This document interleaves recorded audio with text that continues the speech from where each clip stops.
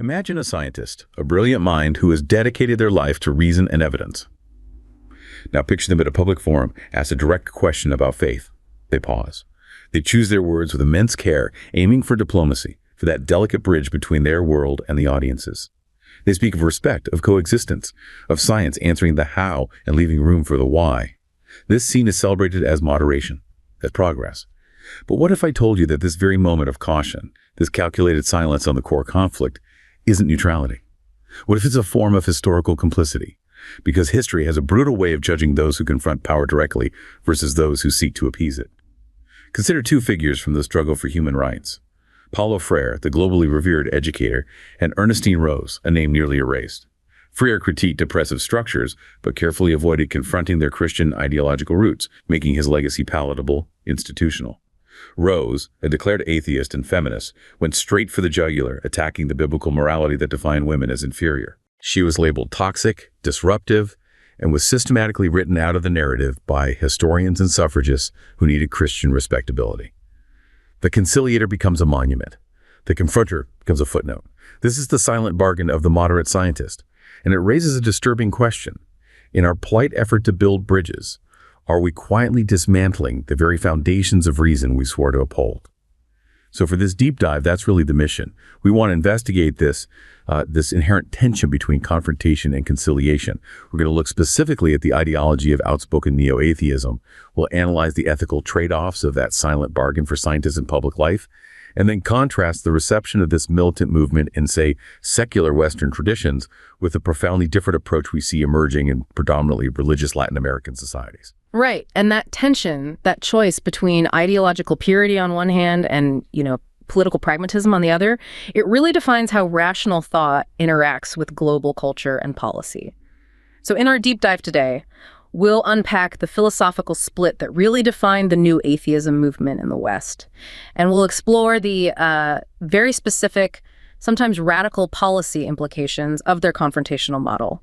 This stuff extends from education into, even national security and parental rights. Then we'll pivot globally. We'll look at how institutions in Latin America are carving out a completely different path forward, one that consciously prioritizes dialogue and institutional bridge building over the dogma of conflict. Okay, let's unpack this. Let's start in the early 2000s with this intellectual phenomenon, which came to be known as the New Atheism. This wasn't some kind of grassroots movement that just slowly gathered steam. It felt like it was launched into the public sphere by a very distinct, very visible group of intellectuals. People are calling them the Four Horsemen. And the name itself is, it's a declaration of war, isn't it? It's not subtle. The term, of course, is a deliberate, very dramatic allusion to the biblical four horsemen of the apocalypse from the book of Revelation.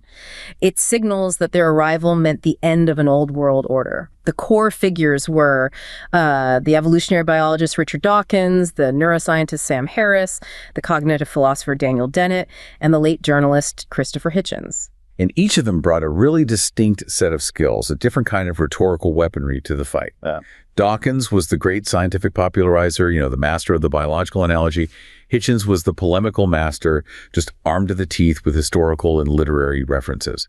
But what was the specific historical catalyst? What turned academic skepticism into a global militant movement? The context is everything. And the spark was, without a doubt, the events of September 11th, 2001.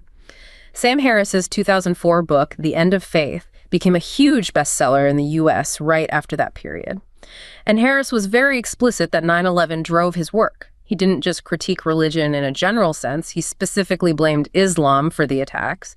But at the same time, he was also criticizing Christianity and Judaism for, as he saw it, fostering the kind of intellectual immunity that allows fundamentalism to flourish. So that framing, that religion is an immediate existential global threat, that's what really cemented the movement's confrontational focus. Absolutely. It wasn't just a philosophical error anymore. It was a clear and present danger. And Harris followed that up with Letter to a Christian Nation just 2 years later, which was this just blistering, severe criticism aimed squarely at the dominant faith in the West. So the movement really rode a wave of post-9/11 anxiety. It did. And while the movement really coalesced around these celebrity figures, we probably shouldn't forget the institutional support that someone like Dennett brought to the table. Daniel Dennett. Yeah, Dennett was crucial. He brought the academic weight of philosophy and cognitive science, especially with works like Breaking the Spell. While Dawkins and Hitchens provided the fire, You could say Dennett provided the structure.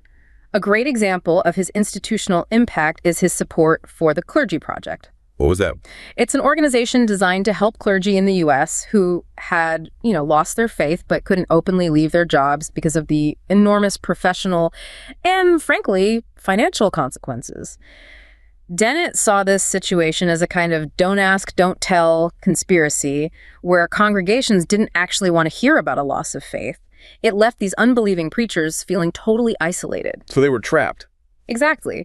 Even while they were trying to convince themselves, they were still doing socially beneficial pastoral work. Dennett's goal was to dismantle that hypocrisy. So the consensus among them was pretty clear then. Faith was an enemy to be fought, not a position to be understood. Which brings us to their really radical rejection of any kind of middle ground, especially this concept of non-overlapping magisteria, or NOMA. NOMA, yes. NOMA is maybe the most famous attempt at a conciliatory silent bargain in modern academia. It was advocated most notably by the paleontologist Stephen Jay Gould. And NOMA proposes that science and religion occupy two separate legitimate domains. Right. Science deals with the empirical realm, how the world works, the how. And religion deals with ultimate questions of meaning, morality, values, the why. The idea being that since their domains don't overlap, they can't possibly conflict. It allows for a kind of peaceful coexistence. On the surface, yes, but Richard Dawkins, who is really the de facto leader of the Neo-Atheism, he saw this as utterly dishonest. They didn't pull any punches. Not at all. He was fiercely critical. He called NOMA intellectually vacuous. For Dawkins, it wasn't just a mistake, it was a dangerous act of appeasement. In his view, the assumption of separate domains is completely unfounded because Abrahamic religions constantly intrude on scientific matters. They make empirical claims about the origin of life, the history of the planet, even medical practices. So if religion makes claims about observable reality, like the efficacy of prayer or where humans came from, it's stepping into science's territory. Precisely. And therefore, it must be subjected to scientific scrutiny, and when it fails that scrutiny, it has to be dismissed. For the core of New Atheism, coexistence was philosophically dishonest. Conflict was an empirical necessity. Their strategy was rooted in recognizing that the old, naive secularization thesis, the idea that religion would just naturally wither away with modernity, had failed. They wanted to aggressively push history forward. And to really grasp the depth of that confrontation, we have to trace its sort of historical DNA. Right. It goes back to a 19th century split in atheist thought, which really defined the intellectual roadmap for the new atheists. You can see two major, very divergent trajectories: scientific atheism and humanistic atheism. And this split is absolutely crucial for understanding the New Atheist strategy, because they explicitly and very consciously rooted themselves in what we call scientific atheism. This view dictates that religion is fundamentally a false cognitive explanation of the natural world. It's like a pre-modern pseudoscience. Okay. And therefore, it must be systematically destroyed by rational scientific critique and replaced entirely by a universal scientific worldview. This tradition is characterized by scientism, political liberalism, and often a kind of social Darwinistic conception of progress. It sees the solution as intellectual correction. So the religious mind is flawed, and the scientific mind has a duty to fix it. What about the humanistic alternative that they rejected? So, humanistic atheism, on the other hand, has its roots more deeply in social thought. Think Karl Marx, Sigmund Freud. This approach doesn't primarily critique the logical fallacies of faith. It sees those as secondary. Instead, it views religion as a manifestation of and a response to deep social suffering, alienation, or existential crisis. The critique is aimed at the earthly conditions that sustain religious belief. As Marx famously said, the critique of heaven turns into the critique of earth. So the humanists would argue you don't destroy faith with a biology textbook. Exactly. You alleviate the social distress that makes faith necessary in the first place. And the new atheists, they largely just dismiss this entire social critique. By choosing scientific atheism, they could frame their whole project as one of objective, necessary truth and progress. It elevated them above mere social commentary. Absolutely. They minimized or outright ignored humanistic critiques. And that allowed them to frame their advocacy not just as anti-religion, but as the inevitable rational progression of civilization itself. If religion is merely a cognitive error, then the scientific method, and only the scientific method, is the key to progress. Which brings us directly to the ideological framework they embraced, one that's fundamental to this whole confrontational stance: scientism. We should probably spend a moment defining this precisely because it's more than just a love of science. It's much more. Scientism, as it was embraced by the Neo-Atheism, is this totalizing philosophical belief that science, and specifically the methodology of the natural sciences, is the only legitimate form of knowledge acquisition. Furthermore, its authority must be extended to encompass every single domain of human inquiry: history, human behavior, institutional structures, ethics, even value systems. Richard Dawkins is a central figure here, adopting what's called scientific materialism, which holds that everything, mind, morality, religion, can be fully explained in terms of physical nature and matter. So if we look at the bigger picture, what was the political and, I guess, academic function of this scientism? It feels like a mechanism for establishing power, not just intellectual purity. It was profoundly political. It served to legitimize scientific authority as the absolute standard, positioning science as the pinnacle of human intellectual progress. And at the same time, it denigrated religion as a pre-modern enemy that must be vanquished. But crucially, it also justified the exclusion of rival forms of thought, primarily the social sciences and the humanities. This contempt for the social sciences is a really clear pattern in their writings. Why were the social sciences such a particular target for them? Because the social sciences offered alternative humanistic explanations for religion. Things like providing social cooperation, communal comfort, or mitigating existential dread. And these explanations directly undermine the new atheists' central claim that religion was just a logical absurdity or a mind virus. Dennett, for instance, dismissed the explanations offered by sociology for religion as symptoms of a disorder often encountered in the humanities and social sciences: premature curiosity satisfaction. Wow. Essentially, they were saying, you stopped investigating before you got to the true materialist explanation. The hostility went way beyond just philosophical disagreement, didn't it? It became intensely personal and dismissive. It was aimed at delegitimizing entire academic fields. Oh, extremely. Just consider Richard Dawkins' famous public display of contempt for sociology. He openly tweeted his scorn, suggesting that people who couldn't distinguish between racism and institutional racism probably studied sociology. He even went further, suggesting the field only exists to allow McDonald's to get a slightly more educated staff pool. This intense rejection of the humanistic tradition and the social sciences is just foundational to their whole project. By adopting scientism, they secured an intellectually uncompromising but also profoundly narrow platform from which to launch their militant critique.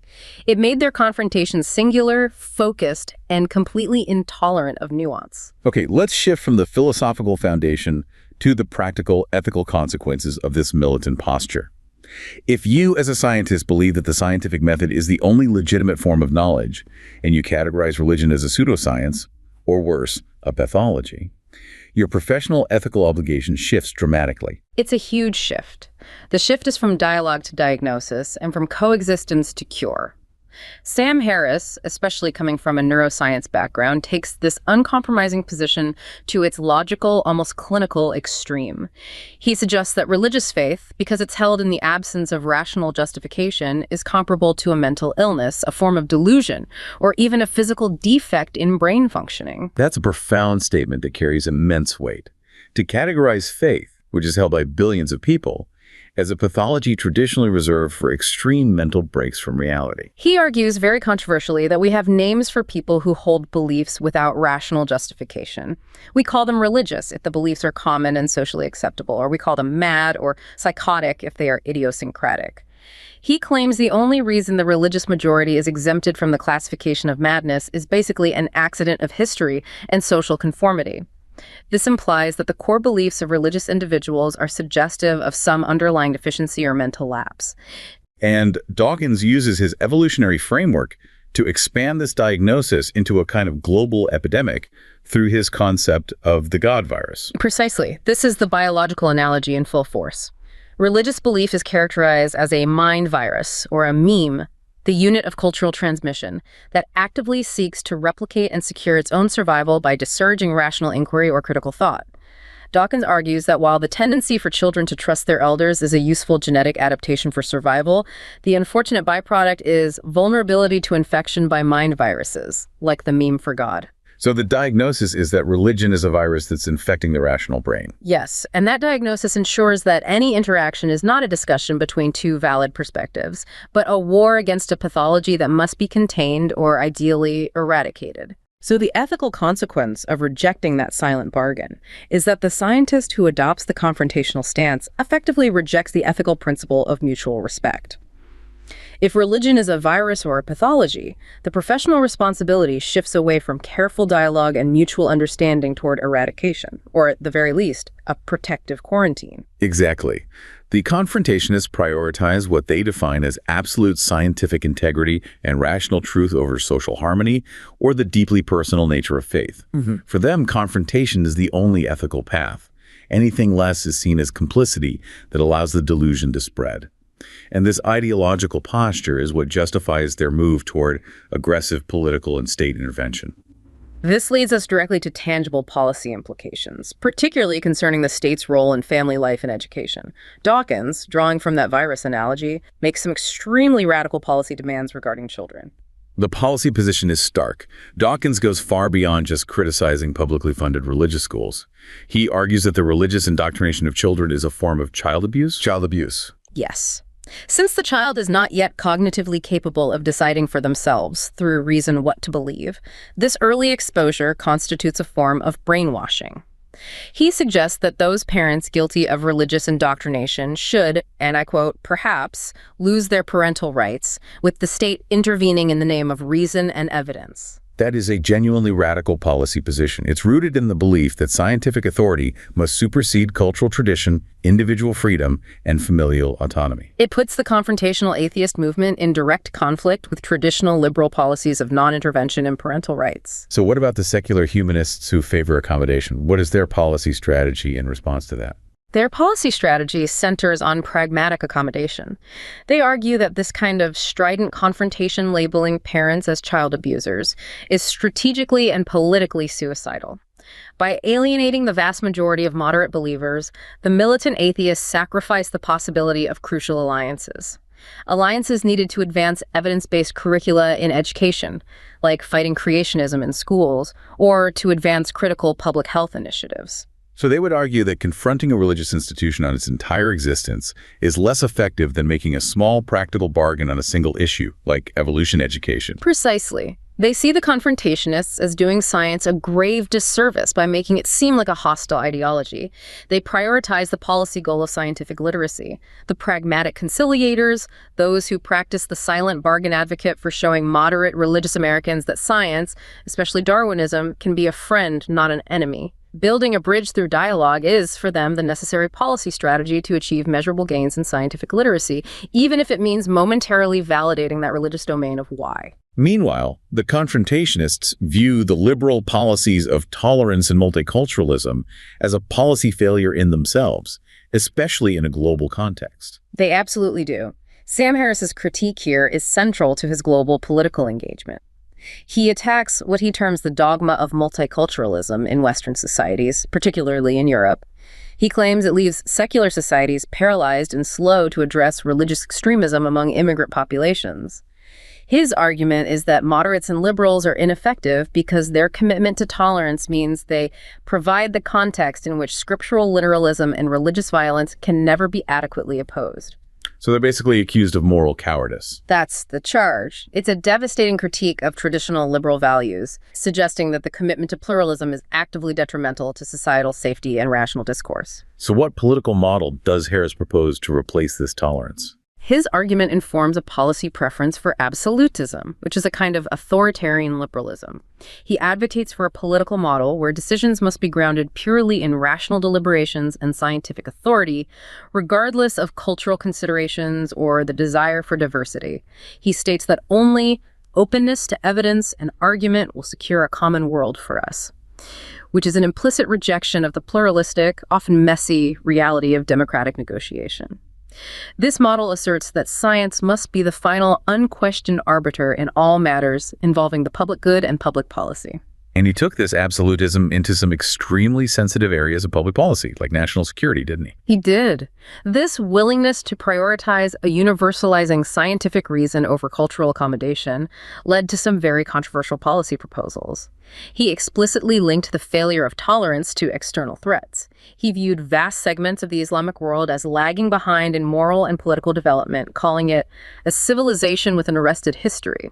And this view informed policy positions like his support for ethnic and religious profiling by airport security. Yes, he argued, quote, "We should profile Muslims, or anyone who looks like he or she could conceivably be Muslim, and we should be honest about it." This just demonstrates the profound radical political implications of choosing absolute scientific authority over the careful, negotiated path of cultural tolerance. For the confronter, the silence of the conciliator is treasonous. Okay, so if the Western movement found itself trapped by its own militant rhetoric, leading to these radical policy calls and internal fracturing, let's look at a region, Latin America, that consciously chose a more diplomatic path to achieve similar secular goals.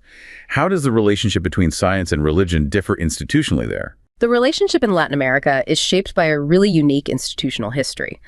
Unlike in the US, where private, often religious universities are so dominant, the state in Latin America has historically played a massive role in education.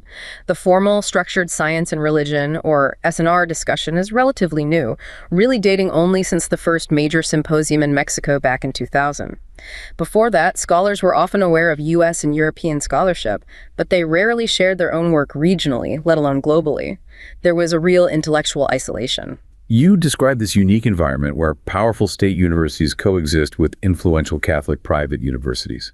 Tell us a bit more about the state institutions.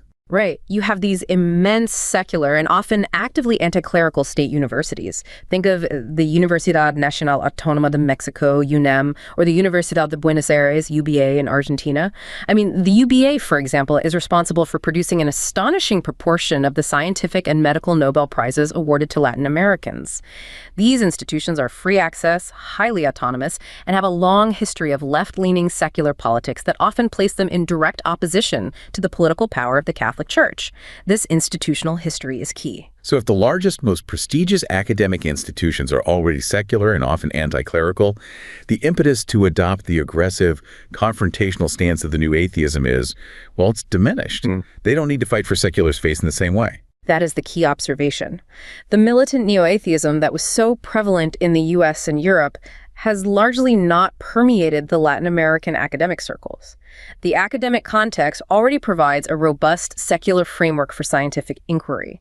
Consequently, the regional discussion consciously embraced a conciliatory path, realizing that confrontation would only lead to internal schisms without achieving any greater secularization than what already existed institutionally.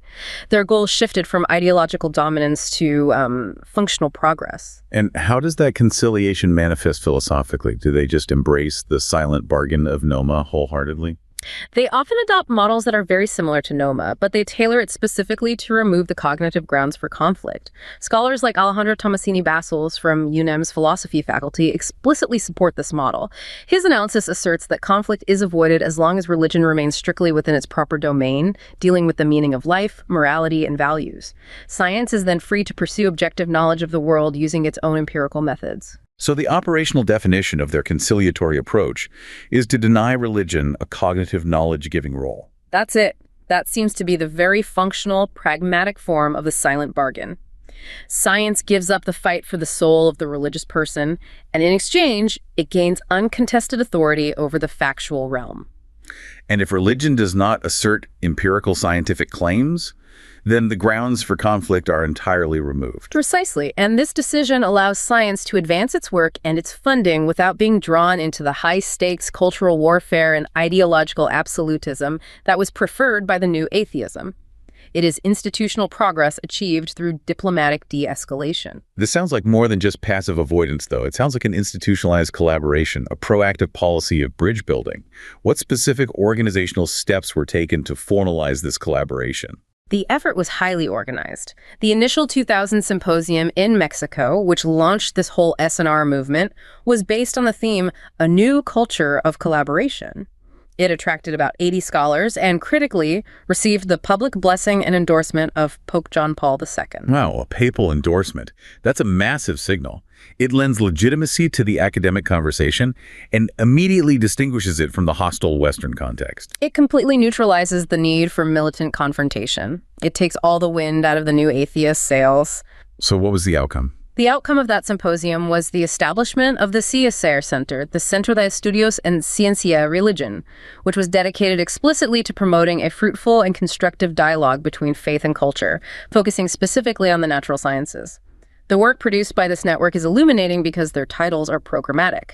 They translated key works like physics, philosophy, and theology, and titled their own edited volume Ciencia y Religión en Diálogo, un puente en construcción. Which means science and religion in dialogue, a bridge under construction. Exactly, a bridge under construction.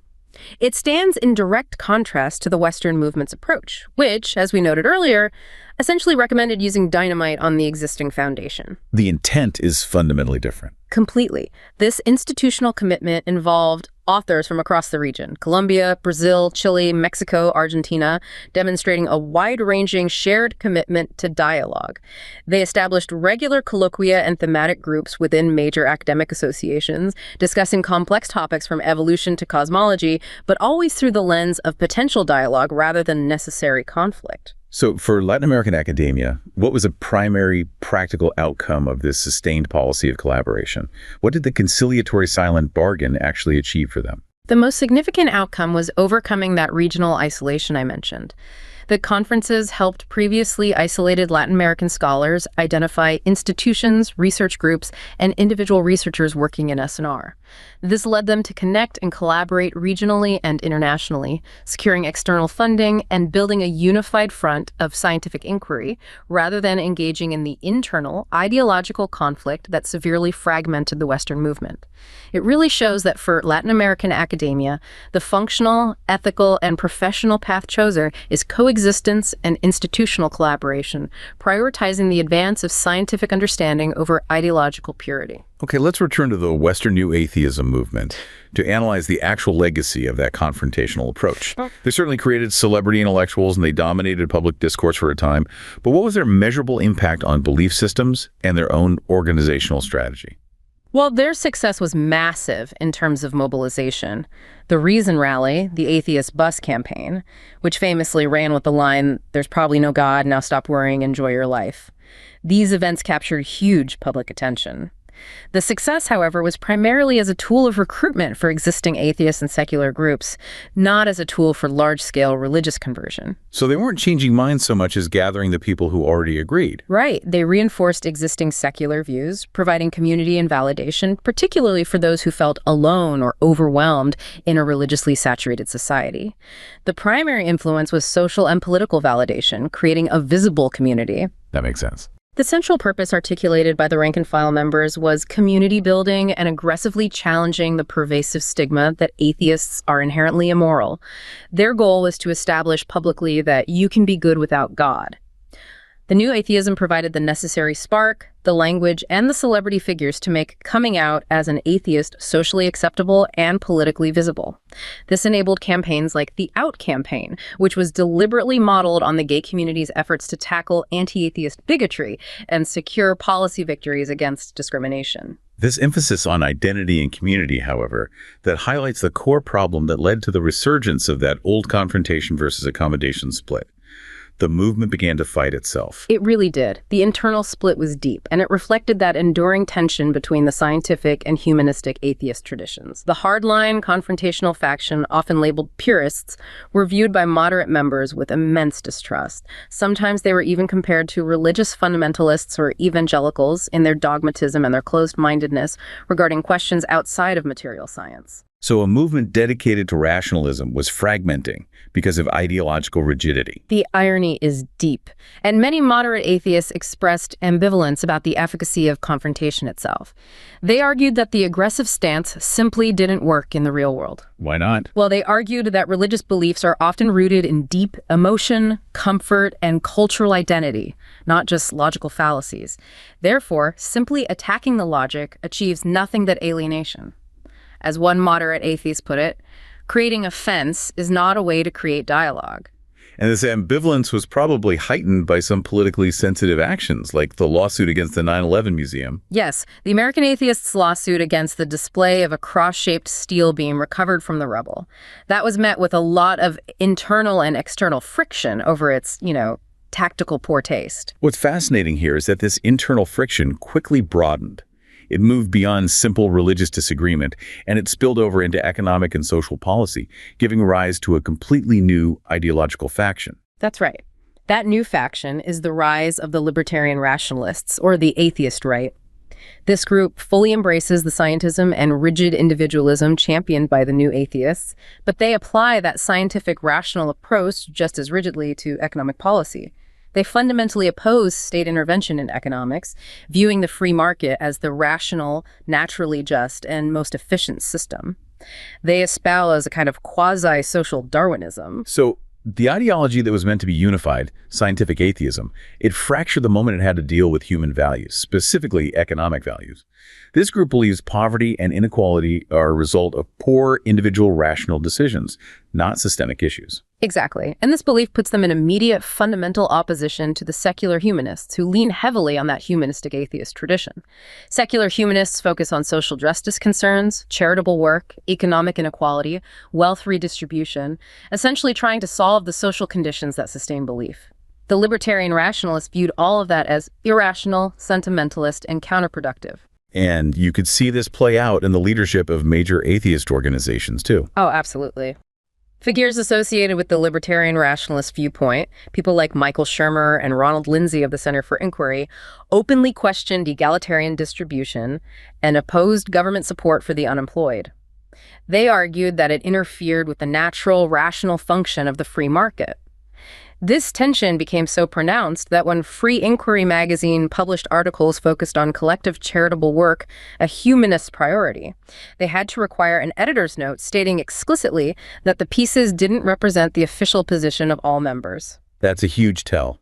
It signals a major organizational divide. Collective charity and social service were now viewed as problematic by the aggressively individualistic libertarian faction. It was a deep rift. This profound factionalism forced a central policy strategy question onto the movement regarding its own identity. How should atheists organize to achieve legal protection? Should they seek instrumental goals by constructing a political identity as an oppressed minority, or should they follow Sam Harris's initial call to view themselves as the emergent, rational mainstream to avoid being marginalized? That was the defining dilemma.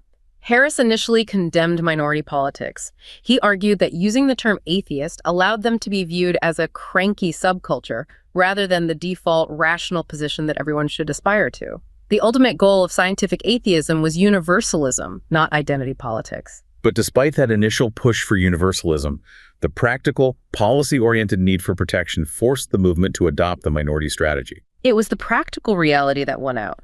The movement embraced the minority strategy because extensive legal and sociological research documented severe ongoing discrimination against atheists in the U.S. They are consistently among the least trusted groups, often ranking below Muslims or homosexuals in measures of social acceptance. Therefore, the strategic decision was made to pursue policy goals by modeling themselves on the LGBT movement and fighting discrimination. And this political strategy led directly to tangible legal policy victories, proving its functional value over the universalist ideal. It did. A key example is the CFI lawsuit against Wingate Country Club, which canceled an event featuring Richard Dawkins. The lawsuit affirmed that civil rights statutes protect non-believers from discrimination, establishing a landmark legal precedent. This outcome demonstrates the central paradox of the new atheism's policy journey. While they championed a universalist, scientific ideology, they were forced by the discriminatory context of a religious society to deploy a minority political identity to achieve meaningful legal policy protections. The practical need for protection demanded a policy strategy built on the very identity politics the hardliners often scorned. So we have traced the trajectory of modern outspoken atheism, and we find that the choice between confrontation and conciliation isn't just rhetorical. It's a fundamental strategic dilemma that determines alliances, policy goals, and cultural acceptance. The militant path in the West, while it was phenomenally successful in mobilization and challenging institutional norms, it risks alienating key allies, devolving into this ideological factionalism over economics and social policy, and generating radical policy positions that undermine democratic consensus. And conversely, in contexts like Latin America, the academic community prioritized functional relationships through a strategy of cautious dialogue and institutional collaboration. This model, often embracing a compartmentalization of science and religion, where the former is granted uncontested authority over facts, ensures that evidence-based knowledge can advance without engaging in the high-stakes cultural warfare favored by the Neo-Atheism. This approach secures slow, careful institutional acceptance, operating successfully under a silent bargain where ideological purity is sacrificed for measurable scientific progress. The historical tension between the confronter and the conciliator persists. The conciliator builds bridges and gains slow institutional acceptance, ensuring their legacy becomes a monument of moderation. The confronter attacks the foundations and risks being labeled disruptive, becoming a footnote. The debate over whether to speak truth to power diplomatically or aggressively continues to define the boundaries of modern scientific and secular engagement.